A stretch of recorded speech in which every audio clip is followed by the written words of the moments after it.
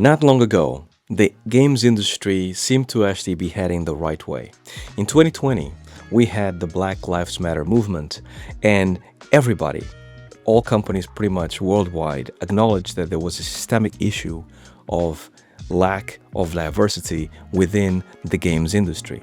So, most companies started building diversity programs so they could actually hire more diverse game devs all across the board, which was beautiful, was amazing, and we're definitely heading the right way at that point. However, lately, we have been going backwards instead of forwards, and a lot of companies have dialed back their diversification programs.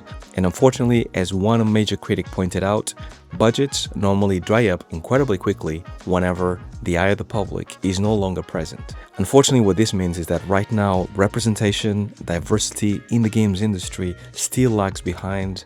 And here in the UK, for example, only 10% of us are actually diverse, from a diverse background, women, people of color. And in a recent global survey, they concluded that 67% of game developers actually realized that there is a problem with diversification within the games industry. However, even though there's a lot of awareness that this is true, that there's a lack of diversification, nothing is being done to change things. So, in this video, I would like to talk about diversification because I just attended an event in Manchester called the DVRS Festival, and it was all about diversification in the games industry. It was a beautiful event that I think can become a little bit of a framework for how we can actually make a change within the games industry. So, if this sounds interesting to you, let's talk about diversification in the games industry in this video.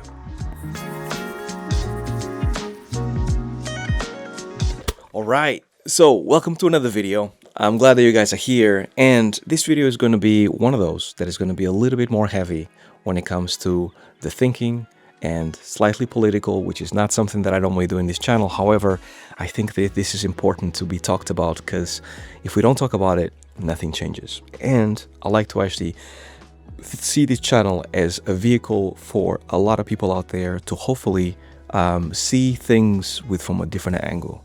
And being a black developer, I started this YouTube channel with the idea of hopefully setting an example for all minorities out there that you can make it in this industry and you can actually be prolific in this industry and make something of yourself, have a comfortable life, and basically be an entrepreneur and much, much more in this industry.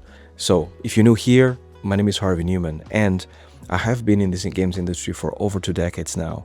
I am now a studio owner, game director. I'm also an animation director, animation consultant. So I do a bunch of different things in this industry, which puts me in a position where I see a lot of things. Some of them really, really good, some of them not so good. And the ones that are not so good, I normally have a tendency to want to change them like everybody else, but we have to come together to change them. I keep going on here in this channel about how small this industry is, but also how we like to help each other and how collaborative it is. So I do think that the games industry is positioned in a place where, because it's so collaborative, because we all want this change, I feel like there is a way for us to be more diverse in this industry. Now, the DVRS Festival. I went up to Manchester this past Thursday. I'm recording this on the Monday after, and it was a beautiful event. It's been billed as the UK's first ever festival focused on diversity, and it's been organized by the Manchester University and also POC Play. It was a collaboration aimed squarely at increasing the representation of people of color and underrepresented groups in games. Now, over the 2 days, it featured a packed schedule of talks, panels, and networking. Held in Soda's state-of-the-art new building, it showcased a premium roster of global talent spanning games development, animation, art, audio, and more. This festival built upon POC's In Play popular monthly meetup, scaling up the community spirit into an international gathering focused on learning and connecting. Now, what was cool is that this event was both in person but also virtual, because they had a live stream running on the background as the event was running, so anybody could assist these talks as they were happening in real time.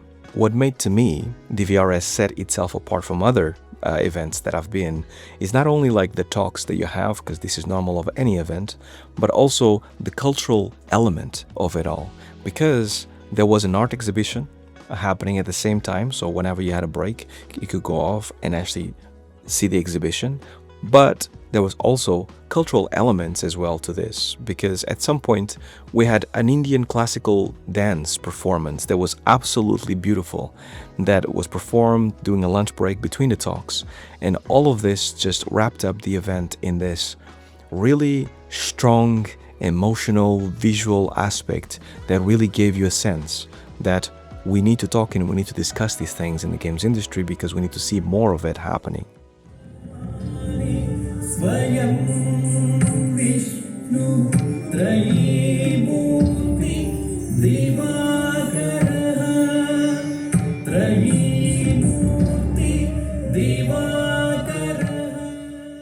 And the message was clear. Celebrating diversity in games also means celebrating diverse cultures and creativity. By weaving in local culture and global perspectives, the festival created an atmosphere of just being part of something special for people of all backgrounds. Now, I cannot mention this festival without mentioning Satish. Now, Satish actually found me through these YouTube channels, and asked me to join on this festival. And to be honest, in the beginning, I thought it was just a regular festival that I wanted to actually show up and do my talk, and that's about it. But the more I looked into it, the more I found how special it was, this event, and how much I wanted to be a part of it. Now, Satish spent a good year working on this festival. Dr. Satish, he's a lecturer in the university that we actually were doing the talks, and the more I talked to him, the more I realized that he's incredibly passionate about making sure that we have more game developers from different backgrounds join the games industry. And this is one of the main reasons why I'm doing this video, because the more I was in the event, and the more I watched other people's talks, and the more I spoke with students, the more I realized that the problem is way bigger than even I thought.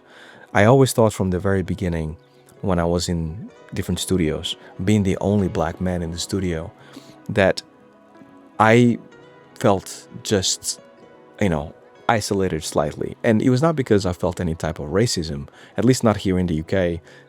Everything has been so far respectful in all my years in the industry, but there's a sense that I would like to see more people that look like me working with me. And every time I did, it's a big celebration and it feels absolutely amazing. Now, to Satish's credits, from the very beginning, this festival was supposed to be different from any other one out there. And in his own words, this is supposed to be a communal event where people can come together and share experiences about recruitment, retention, promotion, and representation. In other words, not just talk about diversity, but actually tackle some of the problems that happen right now in the games industry. Whether it's breaking into the industry, climbing the career ladder, or seeing one's culture represented in game content, the idea behind this open dialogue and community building was at the heart of this festival. Now, the speaker lineup is an example of what this festival was about. So there were women and men of diverse backgrounds, but there was also academics, there were experienced veterans, there were international creators. It was beautiful to watch and incredibly inspiring. Now, the talks that were there, just to resume, we had Shifali Ratan. She is a senior character modeler artist at Infinity Ward right now. Her talk was really, really nice, which basically talked about how to make it into the industry, some of her background, the difficulties that she had to go through, and some of the fights that she had to go through, not physically, but to actually get to the point in her career that she is right now. We also had Meghana Jayant. I hope I'm pronouncing the name correctly, but she's a narrative designer, and she has worked on games like 80 Days and Thirsty Suitors, and she specifically talked about Thirsty Suitors quite a bit, and she's incredibly talented, answered a bunch of questions about the game, what the game was about, and how she actually thought about some of the ideas. Go and check it out if you haven't so far. Amazing game, really a lot of fun. I've played it since, and I enjoyed it a lot. We had Freddie Babord, an Asian CTO that was talking about some of the physics systems that they use in their own games. And he works in a studio called Radical Forge, and incredibly smart guy that made a lot of sense and made engineering fun. He had lots of questions from engineers, and it was another talk that was really good to see somebody with his background at a CTO level. We also had Helen Carr. Helen had so much passion for UI. She actually worked on the Suicide Squad game. She's working in a new studio right now, and it was incredibly entertaining to hear her talk about UI with the passion that she has about UI.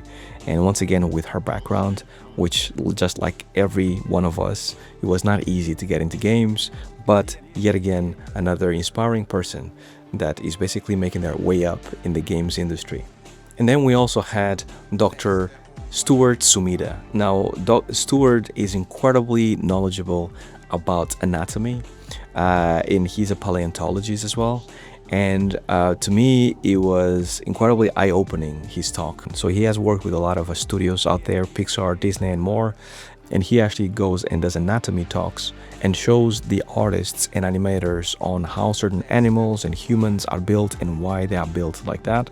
And one of the correlations that he had that was like mind-blowing is that you are what you eat, which basically means that animals are built in a specific way based on what they eat, which was incredible. And I became good friends with Stuart. He was a great person, and it was a lot of fun. I also did a talk. My talk was about motion to emotion, and I kind of made a case for animators becoming game directors and why that's a good transition.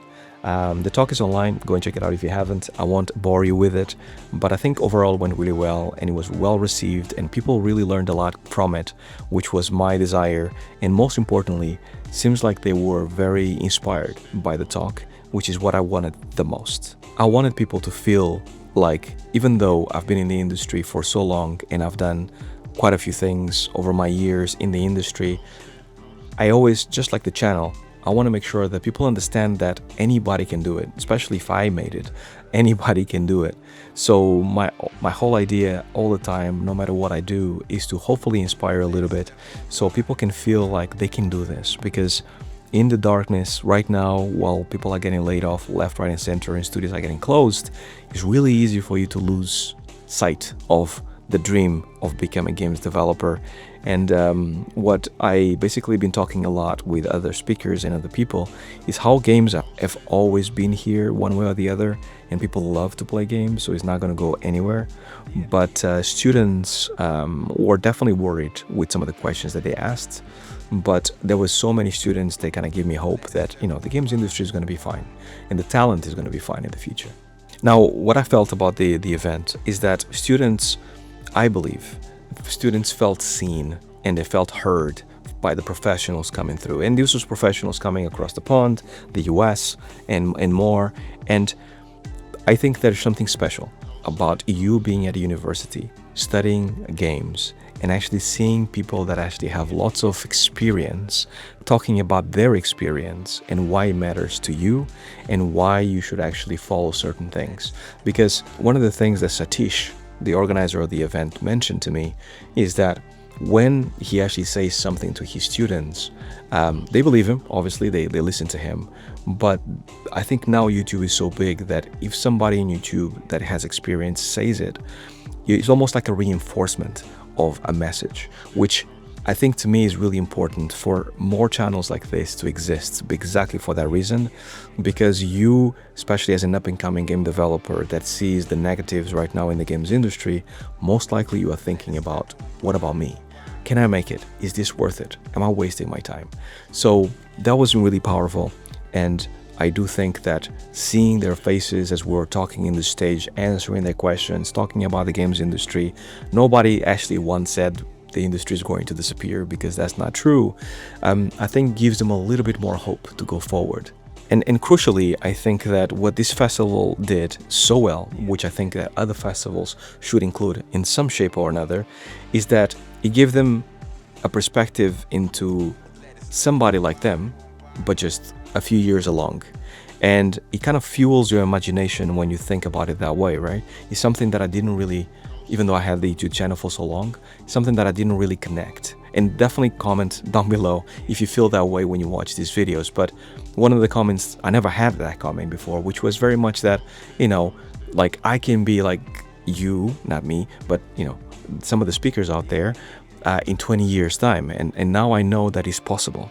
So it's really cool to actually fuel young people's imagination, students, people that actually have big dreams at our early stage, because then it means that they have no barriers. Because I remember clearly when I was studying, when I was in a university, I was second guessing all the time if this was the right thing or the wrong thing. And I think it's normal, it's human, but being a person of color, being a minority, not seeing people like myself, you second guess even more, right? Because now you actually kind of going, why is like nobody around? Is it because you're not giving chances? Is it because it's not possible?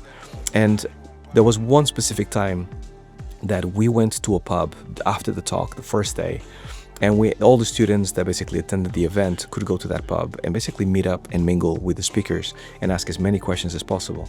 And I met one black game developer or future game developer that basically second guessed a lot his choices and should he actually get into games. And I specifically asked him, do you like games? Are you a gamer? And we started talking about games, his favorite games, the things that he liked, the things that he didn't like, the state of the industry, and much more. But one of the things that I was telling him is that we need more people like you. We need more people to represent us and to go forward and to actually become, just superstars in this industry. And one of the things that he mentioned is that he was not sure if it was possible to actually get there because he hasn't seen many people doing it. And I think that's basically the problem at the end of the day, is the fact that if you don't see people like you making it up top, best example might be Obama for me. When Obama made it to a president of the biggest country in the world, or the most powerful country in the world, he made all of us, US or non-US, black people, to believe that now we can dream bigger. Like our dreams could only reach here, but now we can reach over here. And that was just by seeing an example that inspired you to actually kind of like, become better. And all of a sudden they started interviewing all these kids, and all these kids wanted to be a president now, which before was not a thing. And I think it's the same thing in the games industry at a much smaller level, but I do think that we need more people with experience that are from minorities or from diverse backgrounds to speak up, to do the things that I did, that we all did in this DVRS event, which is basically go on stage, talk about your industry, why you made it, and also talk about the struggles, talk about the stuff that, it was difficult for you. Because the struggle specifically is a good point, where there was a panel where we're talking about diversity in the industry, and I didn't, but there was a couple of people talking there about diversity in the industry, and everything that was mentioned there, me as an experienced person have experienced or I have felt in some way or the other. And it's interesting because even the young people in the audience most likely felt it at some point, in terms of things not being equal, things being unfair, and much more. So I think that talking about the positives and the negatives, talking about the things that need to change, talking about some of the stuff that you need to watch out for, especially as you get into the industry, I think is really important and is highly underrated. And this is what this DVRS Festival highlighted the most for me. So, in conclusion, I think that events like this one, like the DVRS Festival, basically highlight and celebrate the diversification of the industry. And most importantly, all the best studios that I worked on, they were always great at what they did because they were diverse. And because you have diverse people from diverse backgrounds, normally the end product ends up being much better because of it. For example, a good example would be Battlefield 5. We had the female soldiers, and Sweden is really an amazing country when it comes to equal rights for men and women. And I've never seen a country like that. It's definitely not here in the UK. We are still not there. I know rest of Europe, Spain, Portugal, the countries that I lived in, definitely not there. But in Sweden, I feel like things are genuinely equal for both. And Battlefield 5, when we were making it, and because there were female soldiers, and there's a story of a female soldier and stuff, those things come online, and all of a sudden you're making a game that has women included, developers, that are basically chipping in on what a game should be for, instead of just being men deciding on what a game with a woman needs to be. And this is the kind of things that we need in order to become a little bit more diverse. Same thing with, there was a controversy recently, as if maybe a year ago or so, about the hairstyles in games for black characters. That is all the same, because Black Panther created a certain hairstyle, and now you see braids and sideways and stuff everywhere. Those things normally happen because of lack of diversification and people that don't really understand certain things taking decisions based on what they know, which is normally limited. I hope that makes sense.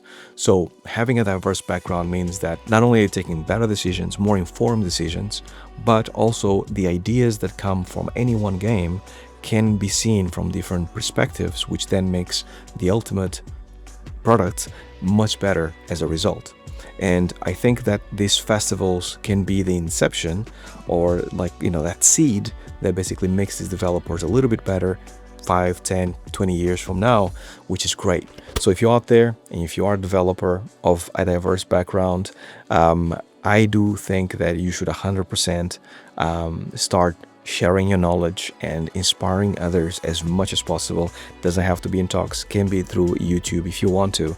But I think that this is 100% necessary. And if you're not, I think creating these events like Satish has done, I think is really important. So if you have a university, if you have a school, you can be the one that actually instigates these events to happen, and then bring developers of different backgrounds and then start a conversation. And you don't have to do much except for bringing people together. And that's enough for us to start talking about the pros and the cons and the negatives and what happened and experiences and things like that. And this is what ultimately Satish created with the DVRS Festival. It's basically a place to come together, celebrate, discuss, dialogue, and basically come out at the end of it after the 2 days with a better, bigger understanding of where the industry is, where we need to go, and some of the things that we made mistakes previously. And I think everybody in the festival felt very much that way. And I know I did, and this is why I'm making this video. And I hope it highlights some of the stuff that we're missing in the industry. So I know this one is a little bit heavy, but I hope you enjoyed it. And if you did, then comment down below and let me know what you think about diversity in the games industry.